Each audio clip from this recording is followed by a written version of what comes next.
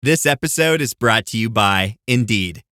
When your computer breaks, you don't wait for it to magically start working again. You fix the problem. So why wait to hire the people your company desperately needs? Use Indeed's sponsored jobs to hire top talent fast. And even better, you only pay for results. There's no need to wait. Speed up your hiring with a $75 sponsored job credit at Indeed.com/podcast. Terms and conditions apply. Mint is still $15 a month for premium wireless. And if you haven't made the switch yet, here are 15 reasons why you should. 1, it's $15 a month. 2, seriously, it's $15 a month. 3, no big contrast. 4, I use it. 5, my mom uses it. Are you playing me off? That's what's happening, right? Okay, give it a try at mintmobile.com/switch. Upfront payment of $45 for 3-month plan, $15 per month equivalent required. New customer offer first 3 months only. Then full price plan options available. Taxes and fees extra. See mintmobile.com. USAA knows dynamic duos can save the day, like superheroes and sidekicks or auto and home insurance. With USAA, you can bundle your auto and home and save up to 10%. Learn more and get a quote at USAA.com/bundle. Restrictions apply. Hey, thank you very much, Danny. I really appreciate it. Hey, everyone. Thanks for joining us today for this call. I'm very excited about Ring of Honor Death Before Dishonor. It's going to be a great show. As we saw last night, it's an incredible environment. Last night was the very first AEW event I've ever produced in the 2300 arena, and tomorrow will be the first Ring of Honor show I've ever done there.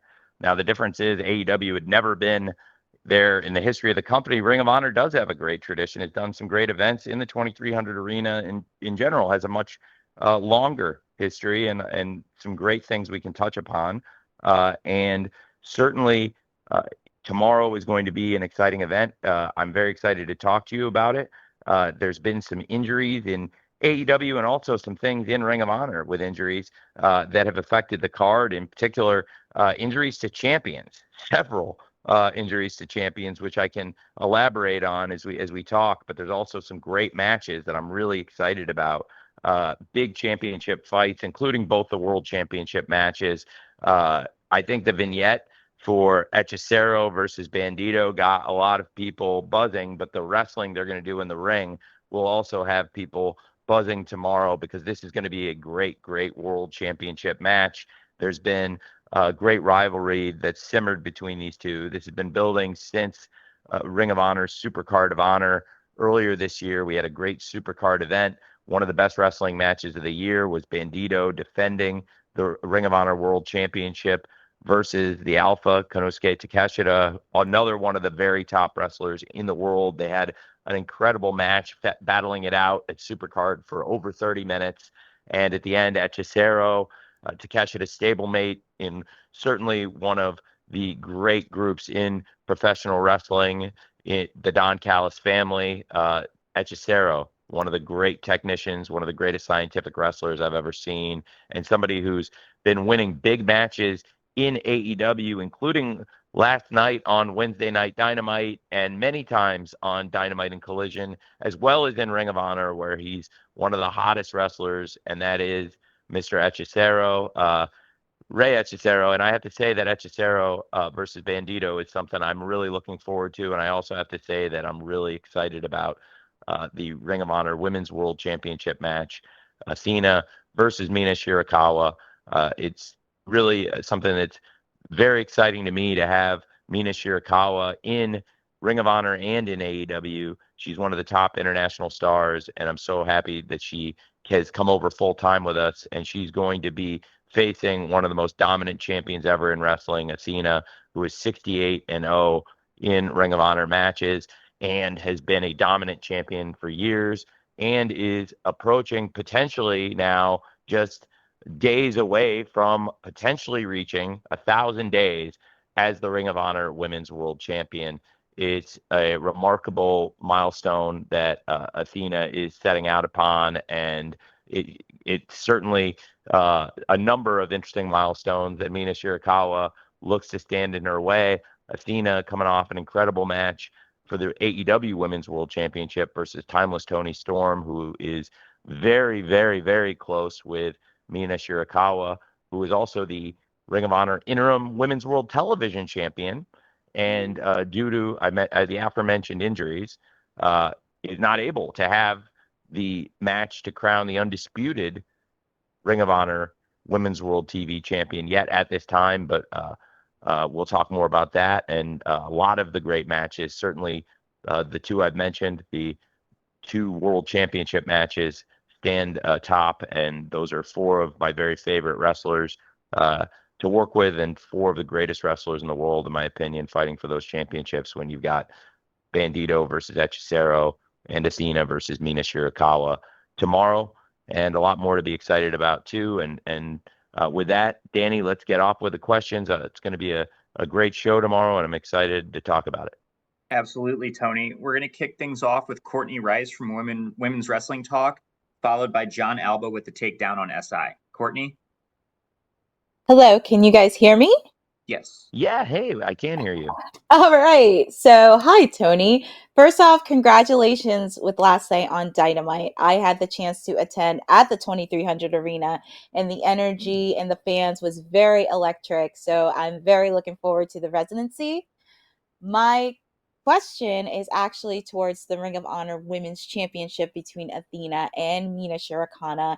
As you mentioned, both of these ladies are the top ladies, not just in Ring of Honor, but in AEW. And also Athena is almost as close on getting 1,000 days. And mostly my question is going to be towards Mina Shirakawa, because a lot of people are starting to get to know her because she wrestled in Stardom and AEW, but this is actually the first time she's wrestled in 2300 Arena. And my question to you is, what can fans expect to see out of Mina Shirakawa, who have never seen her wrestle on television or at the 2300 Arena before? Mina Shirakawa is one of the most electric wrestlers in the world. She is a great television wrestler, and I also think Mina is an incredible wrestler in person. So for everybody watching this pay-per-view tomorrow, you're going to see somebody who I think is one of the top international wrestlers and one of the people who has adapted best to TV wrestling in AEW, somebody that has become a fan favorite really, really quickly and become a champion in Ring of Honor, the interim Women's World TV Champion. Red Velvet had been doing a great job fighting abroad here in the U.S. and defending the title in Mexico, competing in top competitions with CMLL and Ring of Honor. And with Mina, she's somebody who's been a top star in, of course, as you mentioned, Stardom. She's competed on top in AEW and now competing on top in Ring of Honor. I think Mina is just absolutely a phenomenal wrestler. And we're really excited to have her. She's been a great signing coming over full time for AEW. And certainly she's somebody I think who would be a great representative of any wrestling company she's a part of. She's got a great grudge too. And I talked about injuries. I'm really grateful that Mina is going to come fight, not necessarily at 100% with the injured hand.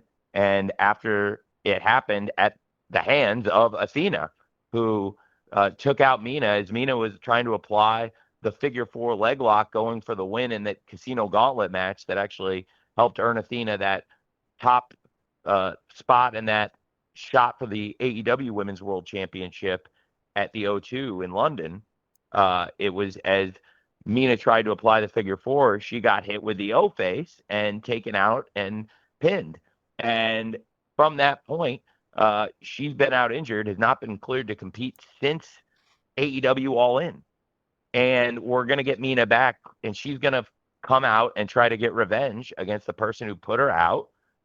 It was the kind of tactical, opportunistic wrestling that is Athena's calling card. She'll take advantage of any opportunity you give her. She's the very, very best.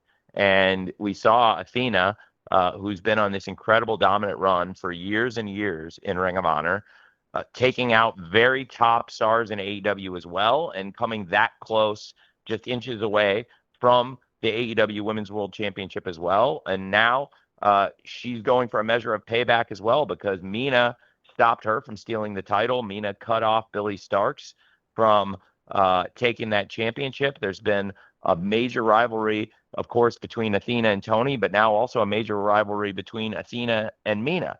And Athena going for some major milestones, of course. We know she's 68-0 as the champion, but she's, again, very close to 1,000 days as the champion.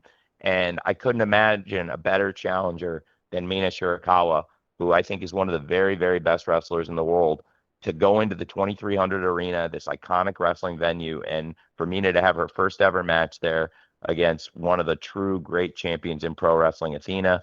I just think it's phenomenal, and I'm really, really excited about it.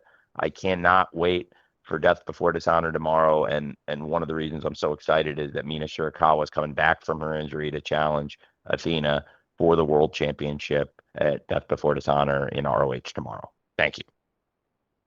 Thank you, Tony, and thanks, Courtney. John Alba with the takedown on SI is up next, followed by Amy Nemedy with WrestleJoy. John?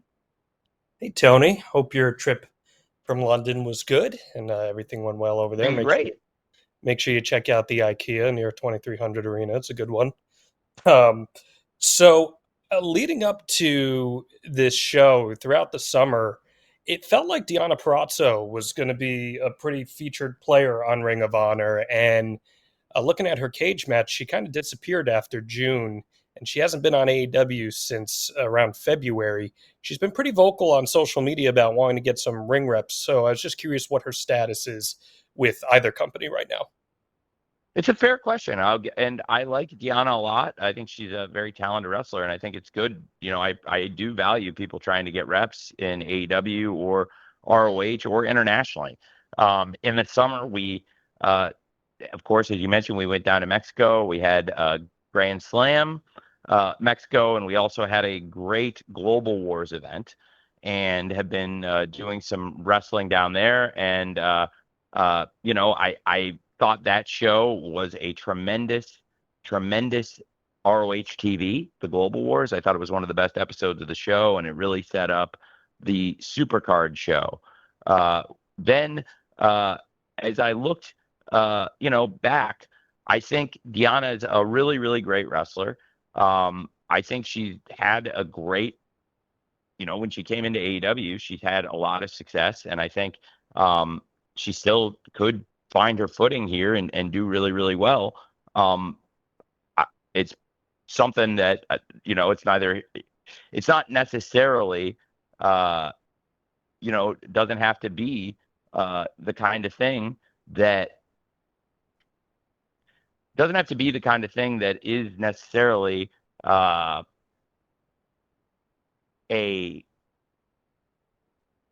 I guess to be honest, I think Deonna had gone down to Mexico, and again, this is something that I think you can grow and learn from, but had an experience down there that wasn't positive with our partners.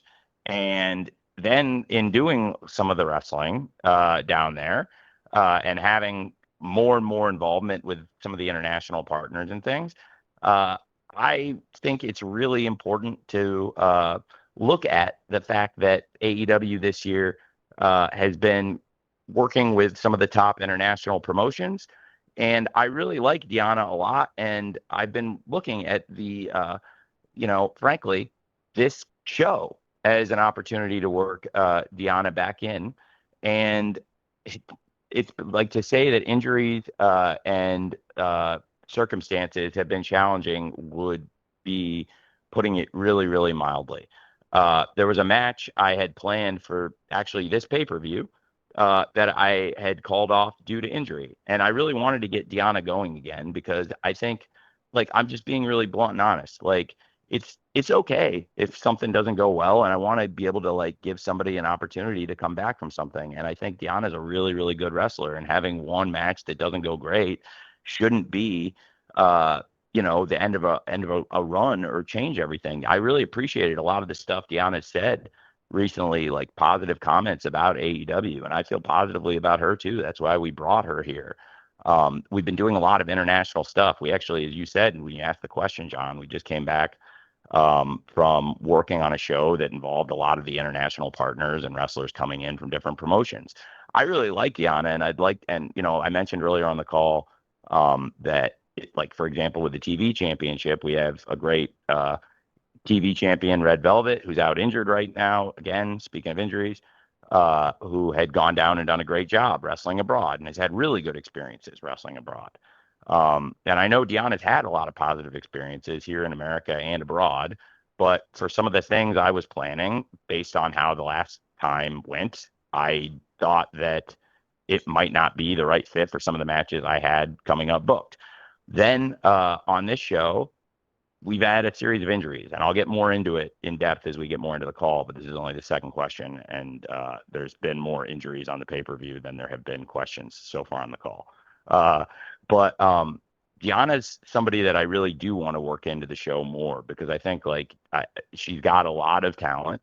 I think when we started the Pure Championship tournament idea, we had so many injuries in the division that I ended up at Supercard of Honor instead of being able to launch the bracket as I'd originally intended. I then went into the card with the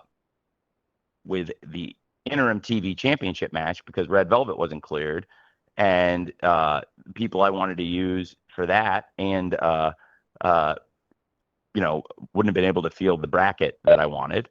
And then the next night, less than 24 hours later, we went out into the Casino Gauntlet match that I mentioned earlier, which was a great match. And I mentioned that Mina got hurt in that match.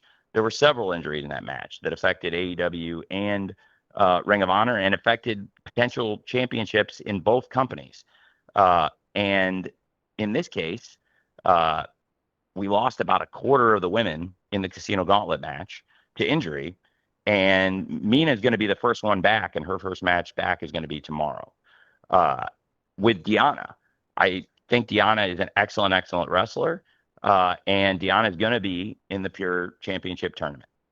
I really want to get Deonna going again. I say these things because I think she's a really, really good talent. I think she's a good person. I think she brings a lot of really positive things. And I also really want to stress that, and I think we've demonstrated this at times before, bringing people back, that, if one thing doesn't go perfectly, it's okay that, it's okay to take some time, and then we'll reevaluate. And when the right thing comes up, we'll slot you back in. We had something else come up this week. When I talk about injuries and these things, I got on the glass half full side, I got asked a question that I really, really appreciated at the scrum, and it applied to AEW. And now I'll talk more about ROH and why I think it's, really good, a lot of the things we've been able to do with ROH. I got asked a question about the women's wrestling in AEW this week and why we're having such a good year and why things have changed so much for the better. And I put so much of it on the quality of the wrestlers and the level of the performances. And we've also been really fortunate. We've been very, on the plus side, very fortunate to have great wrestlers on top that have been able to stay healthy. We have had some major injuries. Like I said, just even coming out of a big match on the biggest show of the year, Women's Casino Gauntlet was a great, great match, but a lot of injuries and big stars unavailable that really affected the booking of AEW, but even more so, probably, to be honest of you, with ROH, where Mina hasn't been able to wrestle until tomorrow, and it's still been figured into the story with Tony and Athena, where it still makes sense for her to be here. But also with Syuri, who I really wanted to use here in AEW, but also in ROH, and had plans for Syuri, and her first appearance with us was an injury. So things happen, and it's okay. We'll come back from injuries and all kinds of things.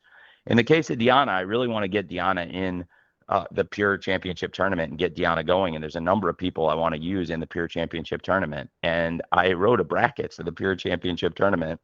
And then this past week, I had to hold off on match announcements for this. And it's looking positive. Like I might be able to go, hopefully, with something that looks like the bracket I wanted to use, on top of all the crazy injuries. And you got people you really want to put in this tournament. Deonna's one great example, but there's a bunch of women who are going to be in this tournament I really, really like. And I think this would be a great spot and place for them.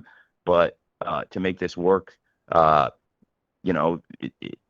takes a great group of wrestlers, and I want to put on a tournament commensurate with the quality of the roster. And in this case, one of the wrestlers that I really think would add a lot and has been featured as a name that we've associated with it is somebody who's really risen to prominence in AEW also has stepped up in part due to injuries and taken a top place on AEW TV, but has expressed an interest in being in the ROH Pure Championship field, and that's Queen Aminata. And Queen Aminata this week on an independent show had her passport stolen, and then that changed the dynamics of some of the travel, and even affected some of the things I was hoping to do last night, which we had a great show. And it looks like Queen Aminata is going to be back for tomorrow now with an emergency passport, which is great because I'm now looking back to go back to another. It's kind of crazy, but there's so much that goes into planning an event, and there's so much goes into planning shows. And when you look at the roster, and you look at the top of the roster, and you look at the very best of the best in pro wrestling, to me, so many of the greatest wrestlers, so many of the greatest names, and the very best stars in wrestling are here in AEW and ROH. And last night, I thought, was a shining example of the very best of what AEW can be. And it's a great venue with great fans, great production. The team did a great job putting the show together, great wrestling, and a great wrestling show, because all those things came together to make it a great show. I think that whether it was AEW All In on the biggest stage, or even the night before in the esports stadium, the great matches and the great moments that we had, Athena versus Thunder Rosa for the Women's World Championship, Bandito versus Takeshita for the ROH World Championship, these great matches we had. It was a smaller environment, but it was red hot and some of the best stuff of the year on Supercard. And taking that now to Philadelphia's 2300 Arena, I'm really, really excited about it. And it's going to be a great event. But the nature of the hierarchy sometimes does lead to where I move things around and will make changes in AEW that also affect ROH. And some of that's happening. So just like in a sports team, the starters in on one unit, let's say, might be playing a lot of minutes throughout the season. Injuries happen, and then somebody else starts playing a large percentage of those minutes, and people step up and opportunities happen.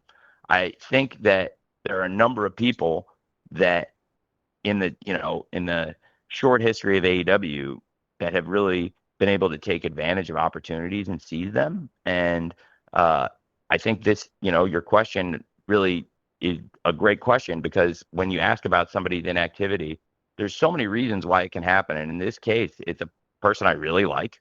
And I think it's a great example, because Deonna's been really positive about AEW, and I want to give Deonna a good opportunity. I'm still very interested in Deonna wrestling, and I think she's been really open that she wants to get out there and wrestle more on the independents, and also take advantage of the opportunities in ROH when they come, which, based on the kind of positive sentiment she's been putting out there, and also her wanting to do the work and the body of work she's put up in her career, and what I know she is capable of at her best, then yeah, absolutely, I want to give Deonna opportunities. And, as things change, she's one of those people, as opportunities come up, that she's going to get a chance. I do think here in ROH, it's interesting though, because I have very good intentions in this pure tournament, but certainly the curse of the injuries, whether it's in ROH or even some of the stars in AEW who also compete in ROH who've gotten hurt in AEW, it's definitely changed the dynamic a lot. And, I mentioned Thunder Rosa, who was actually the challenger for the ROH World Championship on the last show. She's been out since the Casino Gauntlet. Syuri, who I had figured in for this event, was also injured. And then, of course, Mina, who's been out since the same Casino Gauntlet match. And I'm really excited to have Mina back. I think Mina versus Athena is a great world championship match. I also am very excited to have Mina back because when Red Velvet's back, I'm excited for them to settle the interim Women's World TV Championship. And then the pure field, I should have, hopefully now, with the great news that we've secured an emergency passport and Queen Aminata is going to be back for this weekend. And looking down the injury report from what's been a pretty crazy weekend across, the events in England and into last night, I have a pretty good sense now what the bracket's going to be, I hope, fingers crossed. So Deonna will be a part of it. And I think Deonna's somebody that is a good example recently of how to conduct yourself in the locker room. And, even if you're not necessarily featured on TV at that point, being very positive in the sentiment of the company and also expressing an interest in going out and wrestling and competing and taking advantage of the opportunities to go out there and get in the ring and make the most of them and valuing that. So no, I have very positive things to say, but also I wanted to use it as a platform to talk about people, whether it's for injuries or,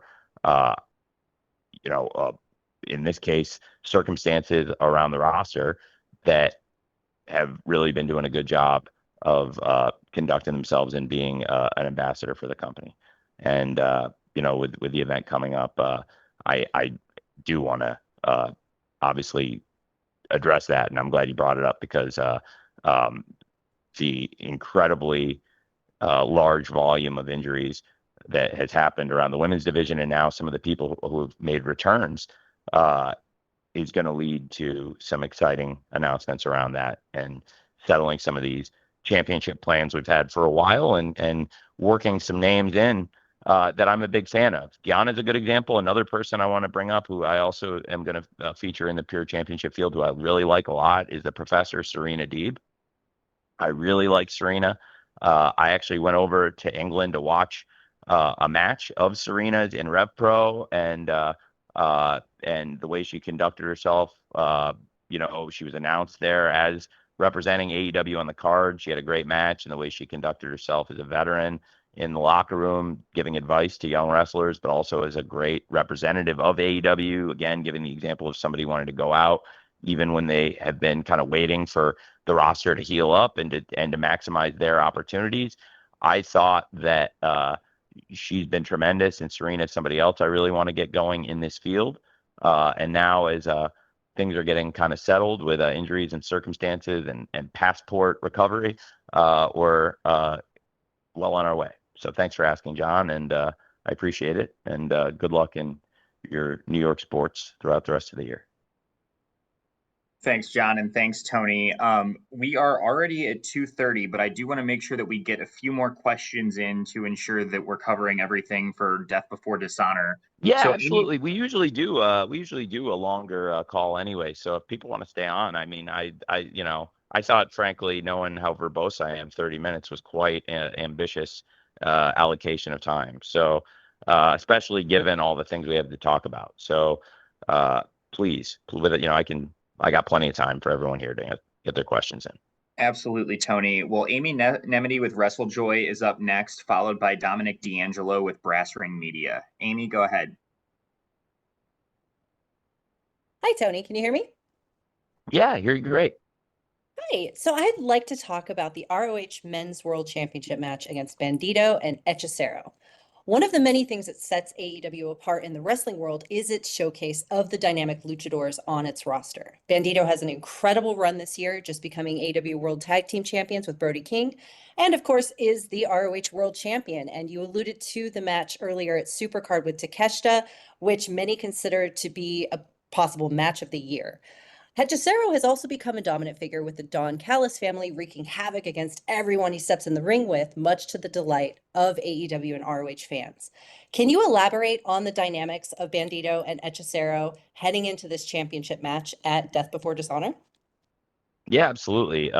Well, we saw at the end of our prior pay-per-view at Supercard, the conclusion of the show, Hechicero arrived, and Hechicero came onto the scene and has been against a variety of top opponents in ROH, really a dominant competitor also in AEW. And Hechicero is part of a group that is, to me, one of the most elite groups I've ever seen in wrestling, and that is this current iteration of the Don Callis family.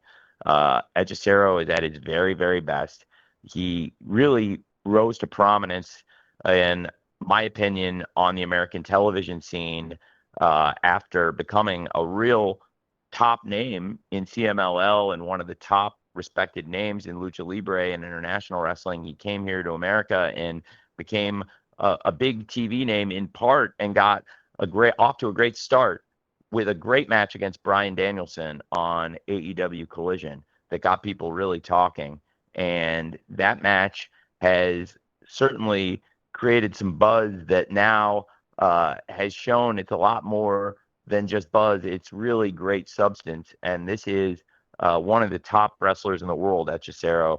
And looking at how dominant the Don Callis family is and all the championships in the Don Callis family right now, you'd have to say that Hechicero coming back to a Don Callis family that is dominating around the world of wrestling, including the AEW Unified Championship, bringing together the Continental title that Kazuchika Okada has held control over for such a long time and retained through the Continental Classic, in maintaining that he is probably the greatest tournament wrestler of all time now, equaling Masahiro Chono's majors count with 5 majors, as Masahiro Chono, 5-time G1 winner, Kazuchika Okada with 4 G1s and a Continental Classic, and certainly the dominant run in AEW and unifying it with the International Championship that was held by his greatest rival as a part of one of the greatest rivalries ever in pro wrestling, something that I think is really one of the great sports rivalries of my lifetime, certainly to me, in my opinion, Kenny Omega versus Kazuchika Okada.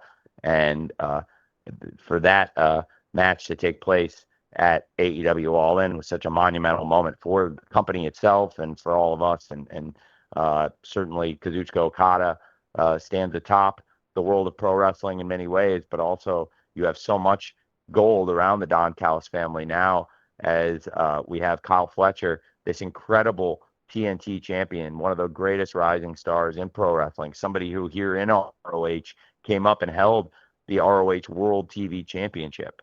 I would love to have a defense of the ROH World TV Championship on this show, but again, the rash of injuries that's happened. Nick Wayne will be back very soon enough that I think it would be rash to do an interim championship match in this case. But Nick Wayne will be back very soon, but I'm still working on the timetable and some of the medical around it. So I'm leaving my options open on the interim, but he'll be back soon enough that I think it's the kind of thing where I definitely would not consider stripping him of the championship.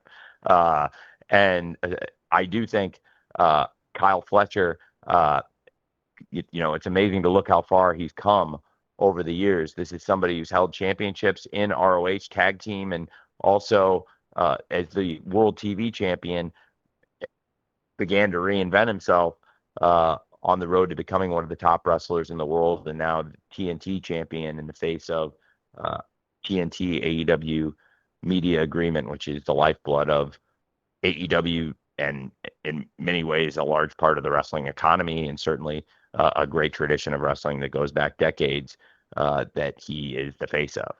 And of course, Kazuchika Okada, Kyle Fletcher, but also the Alpha Konosuke Takeshita, who went out there in the main event scene and talking about the big events and the majors. Now himself a G1 Climax winner, going face to face with Okada last night, and how exciting this all is to see it unfold. But certainly Konosuke Takeshita went out and had one of the greatest main events I've seen.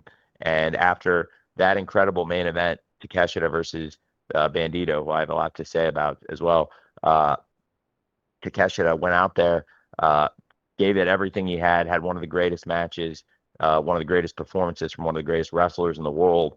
And at the end, Hechicero came out, and Bandito still wanted more. But I think Hechicero bringing that championship back to the Don Callis family would make perfect sense. Hechicero is one of the very greatest wrestlers This man is truly a wizard, and as I've said, I think since he burst onto the scene, he's continued to rise and rise, and he is very much at home in the Don Callis family with the top wrestlers in the world. And then talking about Bandito, this is somebody that I think is one of the top wrestlers in the sport today, and now holds championships in AEW and Ring of Honor, and is a world champion in multiple promotions, and is one of the fastest rising and most impressive young stars in pro wrestling. Bandito is somebody that I really, really like. I think Bandito is a tremendous talent, and I really would recommend to anybody who has not seen his title match versus Takeshita to watch it. But there's also so many great title matches from Bandito, whether it was against Mascara Dorada. I spoke earlier about Global Wars. What a great event that you can watch for free on YouTube, or of course on watchroh.com, but also everybody can watch it for free. And this was an incredible event, and certainly Mascara Dorada versus Bandito is one of my favorite matches of the year as well. And then to have Bandito teaming with Hologram and taking on Mystico and Mascara Dorada, what an amazing match. Bandito versus Mystico. So many great matches throughout the year for Bandito, and now he's a part of Brodito.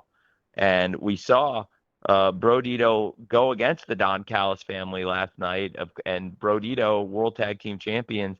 They've been so impressive, but there have been times where it seems like Hechicero potentially could have Bandito's number, and it's something that we have to watch for tomorrow on this event. And I'm so excited to see the shootout between Hechicero and Bandito.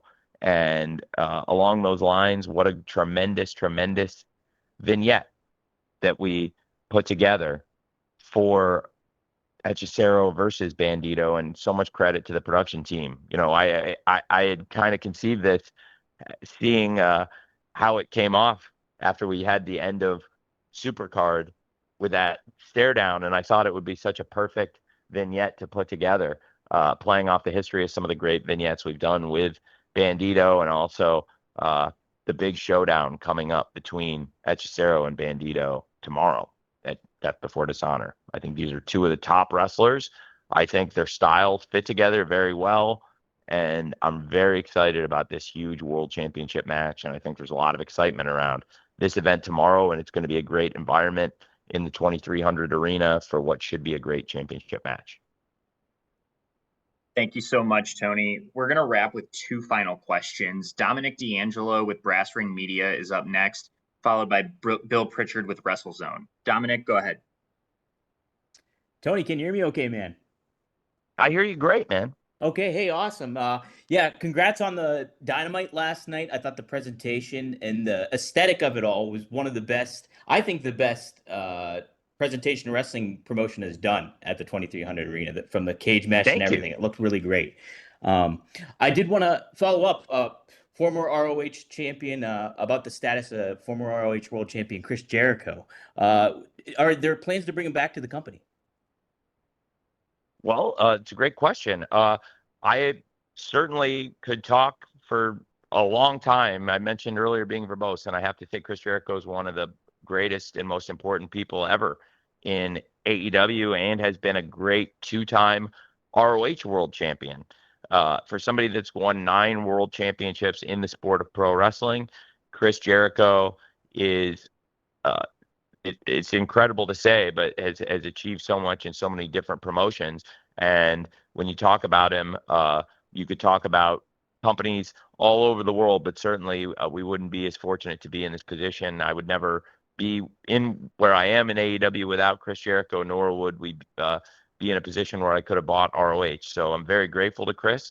I think the world of Chris, and I would love to have Chris back. And certainly he's been a great star for us since the very beginning of AEW, and then here in ROH as well, which, as we talk about Death Before Dishonor and the great ROH events, Chris has come in and been involved in some great memorable matches. I just got done talking about Bandito, And I could talk for days about great Chris Jericho matches and memories. Last night we had a reunion of Kenny Omega and Hangman Page. They both had their great matches and altercations with Chris Jericho, and he's been a huge part of both of their careers and in the launch of AEW and where we are right now. I have so much respect for Chris, and I think the world of him. And it's the first time I ever set foot in the 2300 arena was actually Chris's last night in ECW, and it was very important to me because I've been a fan of Chris since I was a very, very young kid. Since I was 12 years old, I would count Chris among my very favorite wrestlers for the past 30 years, and I'm very fortunate to work with him. So if and when the time presents itself, hopefully, would love to have Chris back. And I think the world of him, and Chris Jericho is always in the highest of standing with me and with AEW and ROH, where he has been a great champion, a great ambassador, a great leader, and a great friend to all of us. And Chris Jericho is a huge part of our companies here. So thanks for asking. Thanks, Dominic, and thanks, Tony. We're going to wrap up with Bill Pritchard from WrestleZone.com. Bill? Hey, Bill. Hello? We can hear you. Oh, okay. Sorry about that. So I wanted to ask about the union protests that started outside yesterday. I know this seems like a venue issue, but obviously it complicates things because they're kind of encouraging people to boycott AEW and ROW shows. ROH shows. I just wanted to see if you had any feedback on what's going on. And No, I don't. Yeah. Thank you. Okay. Thanks. All righty. Well, Tony, thank you so much for your time. We are now at the end of our time. I can end on a better question than that. Okay. Why don't we finish up with Kevin Kellum with Sportskeeda then? Can you guys hear me? Yes, we can, Kevin. Yeah, thank you. All right. Thank you for the time, Tony. Tony, what is the status of Ring of Honor as a weekly televised product? Obviously, a lot of fans can reach it through Honor Club and are engaged, but what is the ability to get Ring of Honor to a broader audience on a different platform that maybe could be seen as a little bit more accessible to more people engaged with it, the same way they have with AEW on Warner Brothers Discovery's platform? Well, I really appreciate you asking. And we have this incredible partnership that you just mentioned with Warner Brothers, Discovery, and AEW. And it's the lifeblood of AEW, and I really think it's a huge part of the pro wrestling economy. And when we look back for a lot of us who've been following wrestling for so much of our lives, for those of us that were fortunate to be around for another period of time, another wrestling era, and certainly they were great boom times for pro wrestling. I mean, for me, my childhood involved a lot of wrestling on Turner, on TBS and TNT, and TBS and TNT have been a lifeblood of pro wrestling for the better part of my life. And I am so grateful to them and value the relationship so much. So I'm very grateful for what we're able to do with AEW, Wednesday Night Dynamite, Saturday Night Collision, and of course, the great partnership now with all the great events that are available to watch on HBO Max, in addition to TBS and TNT live on Wednesdays and Saturdays, including Coast to Coast this Saturday on TNT.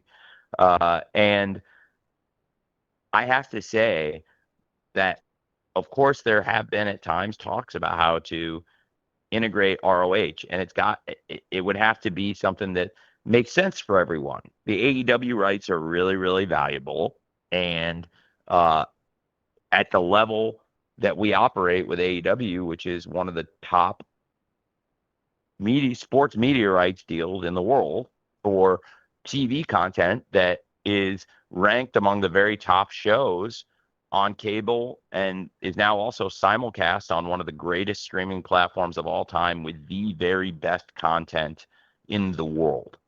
And in order to have another product in the market that I also control the media rights for, it doesn't need to necessarily be the AEW deal, but for me to do something different, it has to make sense on the scale and for our partners, because the Warner Brothers Discovery partnership fuels everything. It allows me to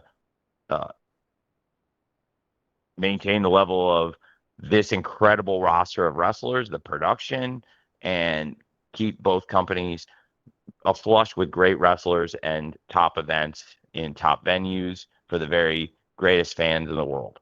And I am interested in that, and it's something we actively continue to talk about. And we've had offers at times to do ROH TV, but I didn't think they made sense in the big picture because the picture is so big for AEW. I mean, when you're doing contracts that have hundreds of millions of dollars in media rights at stake, it's anything you do on top of that. Sure, maybe it's a cherry on top, but it has to fit in the big picture.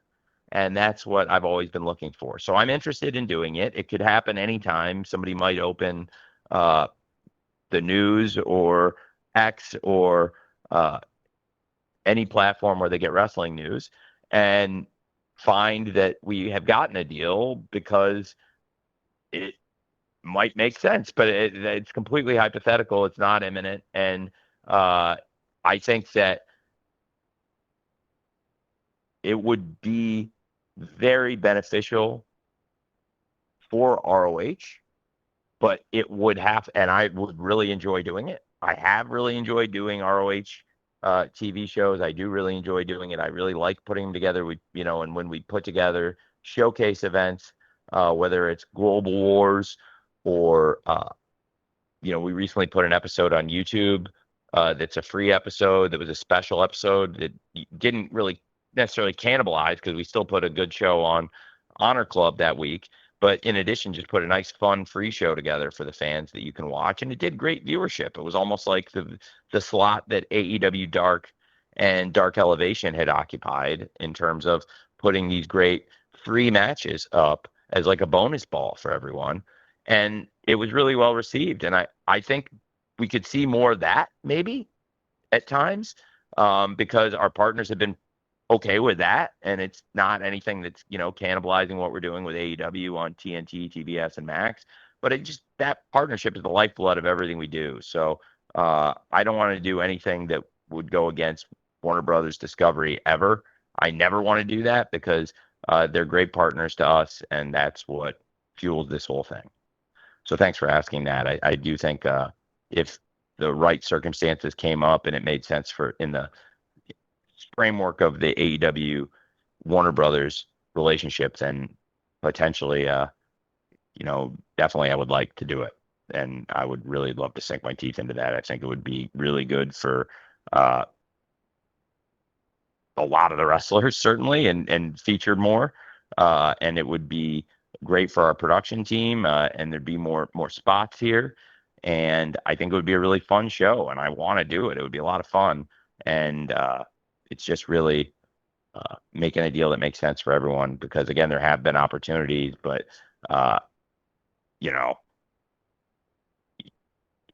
to the ROH deal, even though AEW is for sure in a position where AEW is the bigger promotion by far right now, the deal would have to be something that makes sense in the scope of the AEW deal and not be so far off what we do with AEW, if that makes sense. Thanks for asking. That's a great question. Thanks, Kevin, and thank you, Tony. Now we are at the end of our time. So we'll be distributing an audio recording to all attendees shortly, and we thank you for being a part of today's call. Looking forward to having you join us for Ring of Honor Death Before Dishonor tomorrow night in Philadelphia. Have a great rest of your day. Thank you so much, Tony, for your time. Thank you. Thanks, everyone.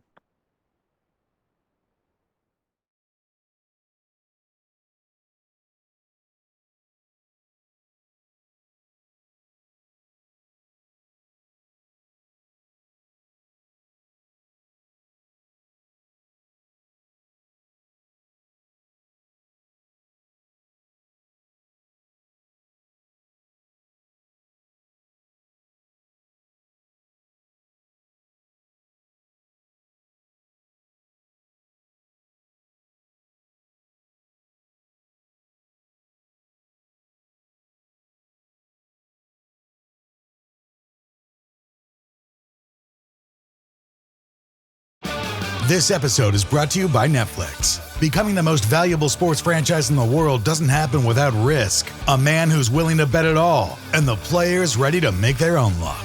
America's Team, The Gambler and His Cowboys, is the story of the 1990s Dallas Cowboys and Jerry Jones's impact on NFL history. Featuring interviews with iconic 90s players and more. Watch America's Team, The Gambler and His Cowboys, streaming now only on Netflix.